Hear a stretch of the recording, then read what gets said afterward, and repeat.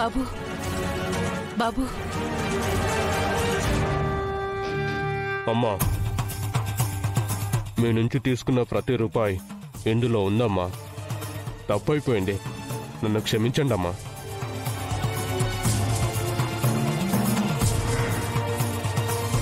ఎవరు బాబు నువ్వు? నేను ఈ ఊరునే కానీ నా పేరు చెప్పలేను, నా మొహము చూపించలేను. దయచేసి అంతకు మించి ఏమీ అడగకండి. ఈ ఊళ్ళో ఏ సమస్య వచ్చినా మా వారు తీరుస్తారు. వారికి చెప్పుకుంటే నీ సమస్య తీరిపోతుంది కదా. ఇది ఆయనకి చెప్పుకునే సమస్య కాదమ్మా, అందుకే దొంగతనం చేయాల్సి వచ్చింది. వేరే దారి లేక మీ దగ్గర దోపిడీ చేయాల్సి వచ్చింది. అమ్మవారు ఎలాగో క్షమించారని తెలుసు. మీరు క్షమిస్తే నాకు అదే చాలు. నన్ను క్షమించమ్మా. వద్దు.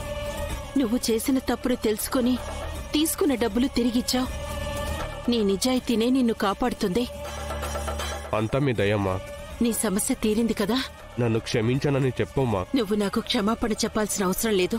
ఏదైనా ఉంటే ఆ దేవుడికి క్షమాపణ చెప్పుకో.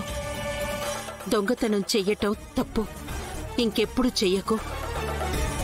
ఈసారి ఏదైనా సమస్య వస్తే నన్నొచ్చి కలు, సరేనా?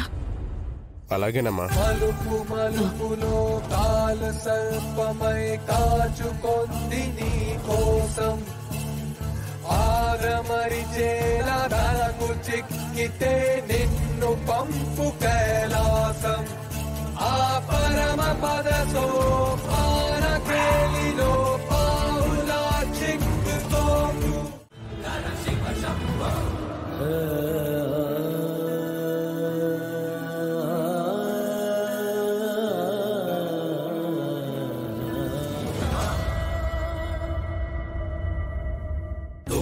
నీ వృత్తికి నువ్వు న్యాయం చేశావు. ఇందులో క్షమించమంటానికి ఏముంది? నీ స్థానంలో ఉన్న ఎవరైనా అనుమానించాల్సిందే. ఇందులో నీ తప్పేమీ లేదు. బాధపడకండి ఆఫీసర్ గారు. ఎండోమెంట్ ఆఫీసర్ గా నీ డ్యూటీ అమ్మా. నేను చేసిన తప్పు ఇంత పెద్ద సమస్యకి దారి తీస్తుందనుకోలేదు. నన్ను కాపాడాలని నువ్వు ఇంత పెద్ద శిక్షకి కూడా తలంచావా వదినా? ఆ కుటుంబానికి న్యాయం చేయటం నా ఉద్దేశం. మన కుటుంబం వల్ల ఎవరికి ఏ నష్టం జరగకూడదు. నువ్వు అన్నయ్య లేకపోతే ఆ ఇల్లే లేదొదినా. మేమెన్ని తప్పులు చేసినా, మా వల్ల ఎన్ని సమస్యలొచ్చినా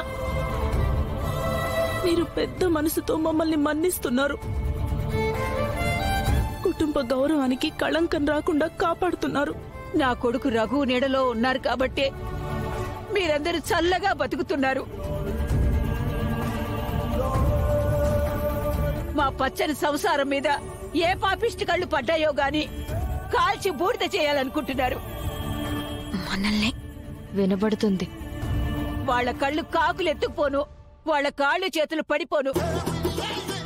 వాళ్ళకి కాళ్ళు చేతులు పడిపోయి కుష్టి రోగం రావాలి. ఆ తిట్లు నిజమయ్యేలా ఉన్నాయి. ఆపు పిన్ని. అత్తయ్య వాళ్ళు వాళ్ళ పాపాన వాళ్లే పోతారులే. ఇప్పుడు వాళ్ళని కెలకూడదు. ఇదిగో, ఆ పాపిష్టం మనమే కదే అమ్మా. అవునే.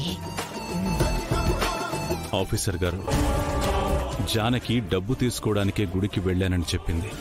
కానీ గుడిలో నగలు పోవడం కూడా జరిగింది. ఆ నగలకి తనకి ఏ సంబంధం లేదు. నగల విషయంలో మీరు తీసుకోబోయే నిర్ణయం ఏమిటి?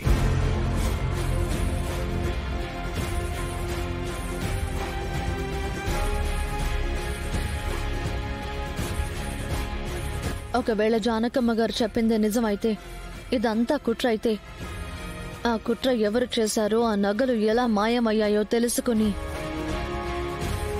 వారం లోపల ఆ నగల్ని రికవరీ చేయాలి.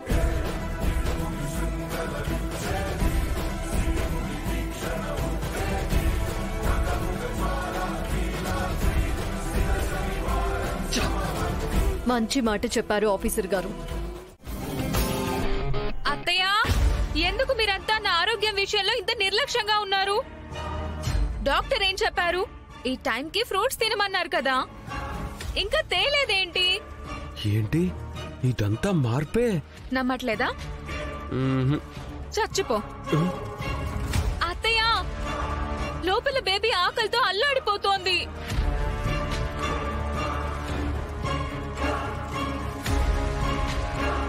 ఇదిగోమ్మా.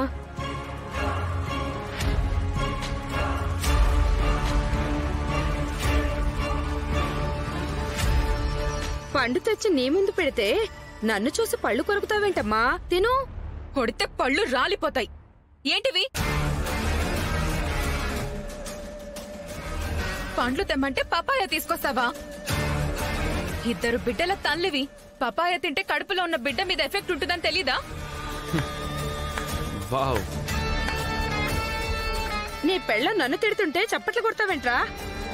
చప్పట్లేంటమ్మా, అస్మితని అమాంతం ఎత్తుకొని గాల్లో తిప్పాలనిపిస్తుంది.